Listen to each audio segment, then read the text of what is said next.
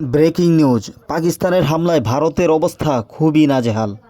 ভারত বলছে আমরা পাকিস্তানে ঢুকে 100টা ঘাঁটি উড়িয়ে দিয়েছি, আর পাকিস্তান বলছে ভাই আমাদের ঘাঁটি ঠিকই আছে, কিন্তু তোমাদের জিপিএস কি সনাতনী সংস্কার? ভারতের এক জনপ্রিয় মিডিয়া বলছে আমরা 25টা পাকিস্তানি জঙ্গি ঘাঁটি ধ্বংস করেছি, কিন্তু গুগল ম্যাপ দেখাচ্ছে সেগুলো আসলে ছিল কাঁঠালের বাগান আর একটা বিয়ের গার্ডেন।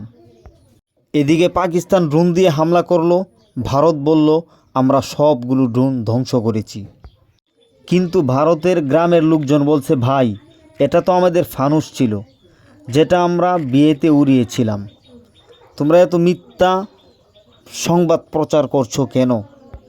ভারতের মিডিয়াগুলো সবসময় অপপ্রচারে ব্যস্ত হয়ে থাকে। এদিকে ভারতের পুঙ্গি বাজিয়ে ছাড়লো পাকিস্তান, অথচ তারা দাবি করতেছে তাদের দেশের কোনো ক্ষয়ক্ষতি হয়নি, সামান্য ক্ষয়ক্ষতি হয়েছে। আর এদিকে মিডিয়া যুগে আমরা দেখতে পাচ্ছি ভারতের অবস্থা পাকিস্তান খুবই নাজেহাল করে ছেড়ে দিয়েছে। এদিকে ভারতের জনগণ মোদি সরকারের উপর খুবই রাগান্বিত হয়ে আছে। যে কোনো সময় ভেঙে যেতে পারে ভারতের সার্বভৌমত্ব, টুকরো টুকরো হয়ে যেতে পারে ভারত।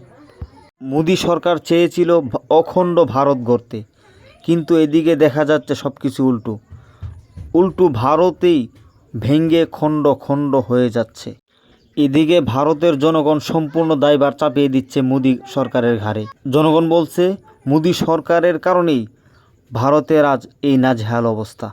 মোদি সরকারকে সংযত থাকার জন্যে সাধারণ জনগণ আহ্বান জানিয়েছে। আর এদিকে একটা মন্দিরে পাকিস্তানিরা হামলা করেছে, মন্দিরটি চূর্ণ বিচূর্ণ হয়ে গেছে। মুসলমানদের জন্য মসজিদ, হিন্দুদের জন্য মন্দির, খ্রিস্টানদের জন্য গির্জা। প্রত্যেকটা ধর্মের যে ধর্মীয় স্থাপনাগুলো আছে সেগুলো হচ্ছে ওই ধর্মের লোকের ইমোশন। ভারত যদি পাকিস্তানের ইমোশন নিয়ে না খেলতো, মুসলমানদের ইমোশন নিয়ে না, তাহলে পাকিস্তানিরাও ভারতের ইমোশনে হাত দিত না।